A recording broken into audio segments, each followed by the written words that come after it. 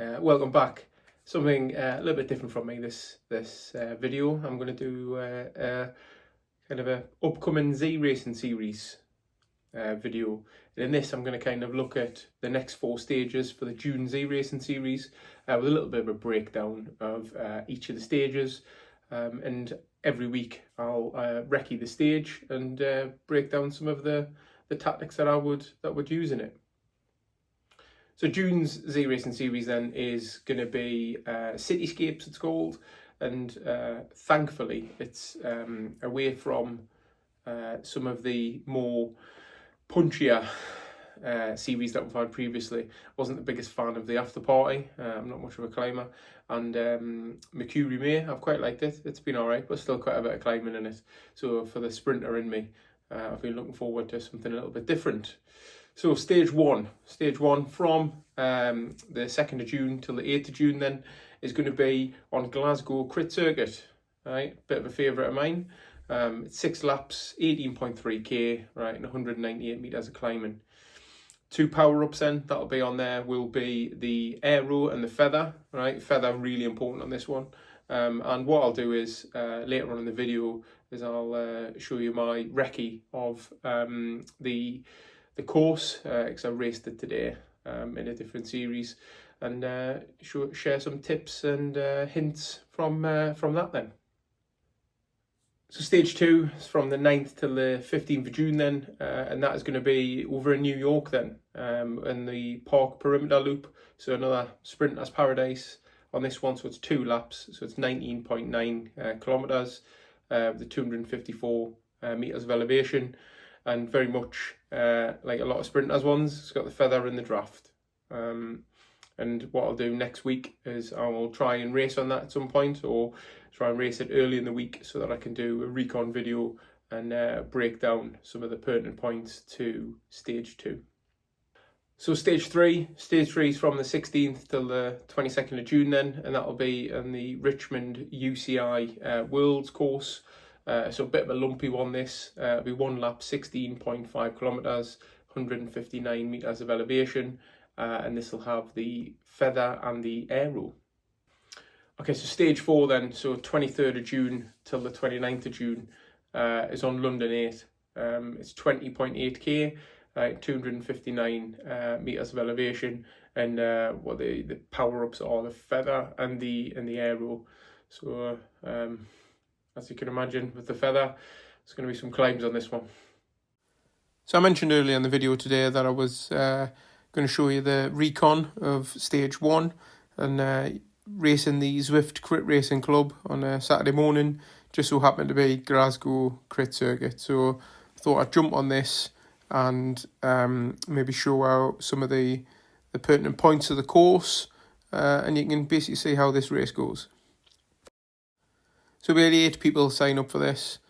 I suspect the ZRacing series will have a lot more, so there'll be a few more tactics that you can kind of employ, but the main tactic on this is to kind of stick with the pack, and there's a couple of attack points on here, or really breakout points, which I'll talk about as we get to them.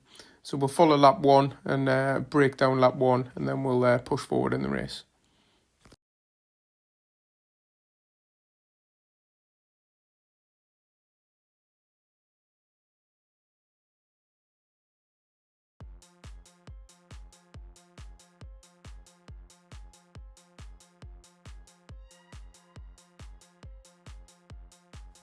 So as with most Zwift races, you can't win a race in the first 30 seconds, but you can definitely lose it. So make sure you don't get dropped. Expect it to be fast and hard out the gate. And this was pretty quick to start with. So just got to make sure you stay with the pack and don't get dropped, because it's relatively a flat run in to the first climb, which is about halfway through the first lap. So round about now, the guy that's on the front decides to sprint off on his own. Good luck to him. It'll be a 6 lonely laps if he does. Suspect if he's a time trial specialist, he could do it. But my recommendation for anyone is to sit in the pack and use the draft as much as you can to save energy for certain points of the race, which you definitely need it a little bit more than when he used it. But fair play to him, and off he goes, and no doubt we'll see him again later.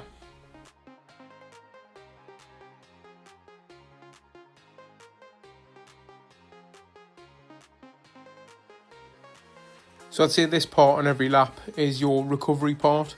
This is where you want to try and get your breathing sorted, just try and get your breath back as much as you can, and just, if you can, sit in the draft and freewheel and spin, because as we're approaching the climbs, it'll get spicy again, so there's not much rest within this course. So the climb we're approaching is the Clyde kicker, and it kind of comes in two parts.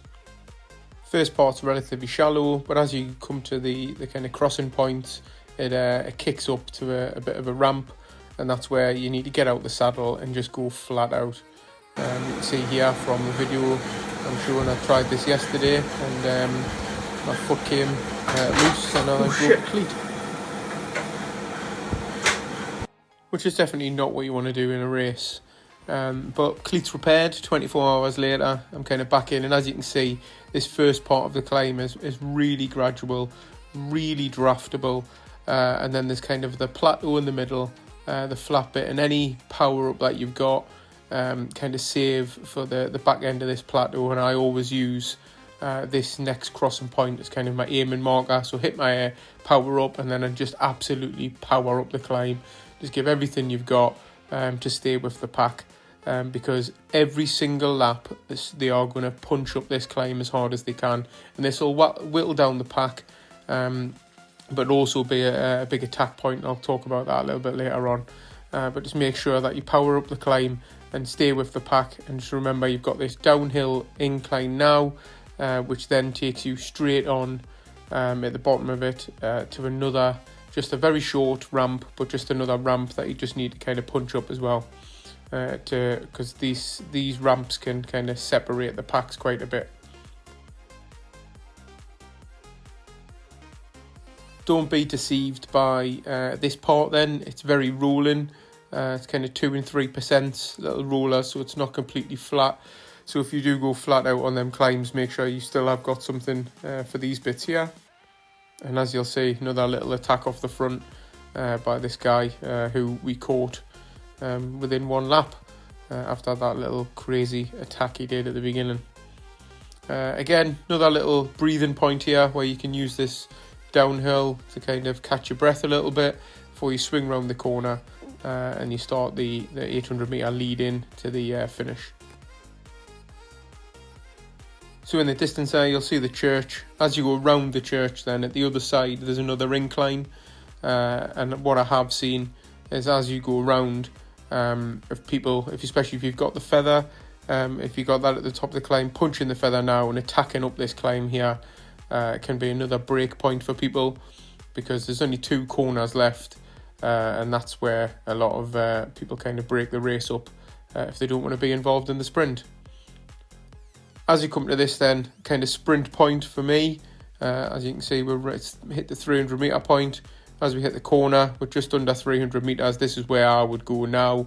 I'd hit my whatever power up I've got left, and I would sprint all the way to the line.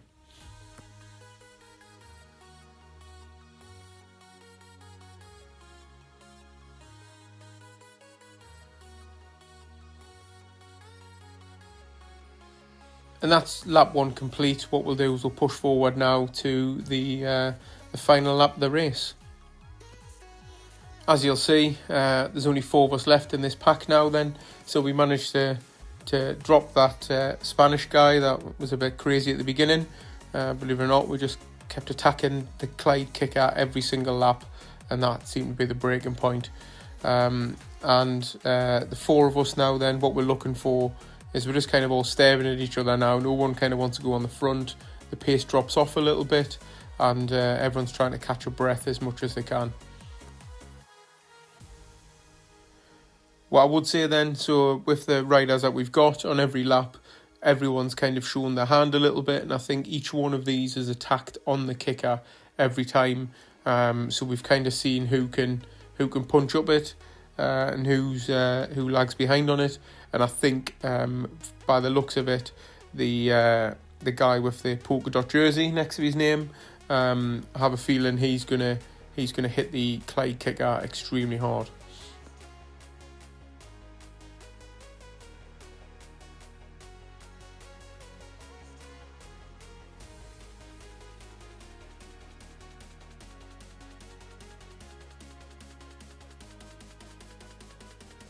So one thing you'll notice then, the guy that I mentioned with the polka dot jersey, he is dropped off to the back of the pack, which if he does have kind of the draft power up, it's the perfect place to be when he presses it, because at least he's going to get the maximum use out of it. But you can see as we approach the kicker, the watts slowly just ramp up on everyone into the 4 watts per kilo, and then into the 5s. And we start approaching and we start spreading out a little bit. He's hit his power up a little bit too early, and then out of the saddle, and it's full beans, and you'll see all of the attacks, orange numbers everywhere with people going. And this is the perfect attack point if you've got the legs in you to, once you get to the top, you just need to continue going over the top. And that's exactly what this guy did. He just kept going. As soon as he got to the top, he didn't stop. He didn't sit up and try to get a breath on this downhill like I did, which is a bit of a schoolboy. He just pushed on, still doing 6 watts per kilo, and he's already got a 2-second gap on the 3 of us now. Straight up this incline then, and again out the saddle, just pushing on. But as you can see, he's starting to stretch out now. He's at a 3-second gap, so I think we've schoolboyed that and we've let him get away.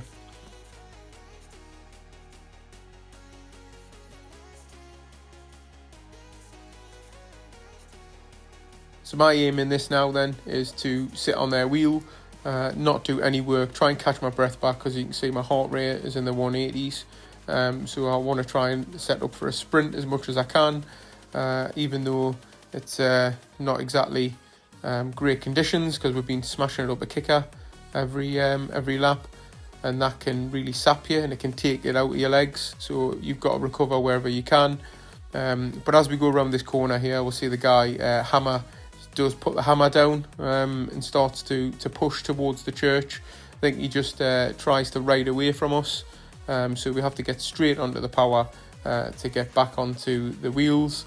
And as we go round the corner, we're going to go up the incline, and again everyone will be out the saddle, kind of pushing on. I decided to stay seated and still put some orange numbers out, so that's quite unusual for me. And then we get around the corner, and you can see everyone kind of sits up and looks at each other because the sprint's about to happen.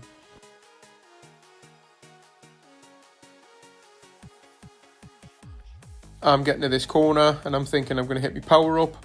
I hit the draft when I'm not behind anyone, so that was a schoolboy. And then he goes, and I've just missed it, right, by a split second. That I missed the sprint, but I'm still going, and I always push all the way to the line, because that's not in me to quit.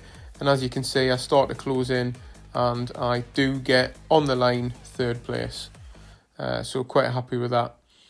As you can see then, I got 3rd place. The guy who got 1st, no heart rate, and he's not on Zwift power, so I'll take that 2nd place all day long. But notice I have the lowest watts throughout that whole race at 3.1, and that's because I am recovering wherever I can, and I'm saving it every lap for the Clyde kicker, right? And you've got to make sure you do that, because that's where the attack point is going to be on every single lap, and they're going to try and whittle everyone down. So go for the Clyde kicker, save yourself for that, and then go into recovery mode for the rest of the race. Well guys, thanks for watching. Hopefully this helps throughout the June ZRacing series on CityScapes. Look forward to seeing us out there. I'm going to be doing it on Monday at 7:10, so join me if you want. And then every week I'm going to try and do the race as early as possible and put a bit of a recon video on, breaking down some of the tactics, some of the things I think might happen or might work for me, and that I see other people do which work for them. But if you've enjoyed this, please drop a like, subscribe, and come again to watch some more videos. Thanks very much, guys. Bye-bye.